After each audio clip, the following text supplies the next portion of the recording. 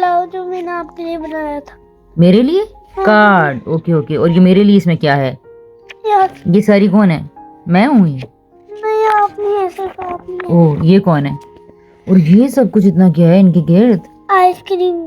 क्यों ये लोग ये लड़की आइसक्रीम खाना चाह रही है? कौन है ये? नहीं, हाँ। आइसक्रीम नहीं खाना चाह रही, ऐसे ही बनाई है। अच्छा अच्छा, तो इसका फिर क्या मकसद है इन दोनों का आपस में? यहाँ कोई मुश्किल नहीं है यार। कोई मकसद नहीं है, चलो ठीक है, छोड़ देते हैं। तो आइसक्रीम, और ये एक और आइसक्रीम होती है जो सिर्फ ऑरेंज कलर की होती है, और ये वो वाली जो बाबा नीचे से चॉकलेट कलर की होती है और ऊपर से उसमें कुछ डला होता है। ओके, ये एक वो वाली है। ठीक है सही है। अभी एक और ये वो सेकंड। जो हम लोग खाते हैं, ये वो वाली आइसक्रीम है। कॉर्नेटो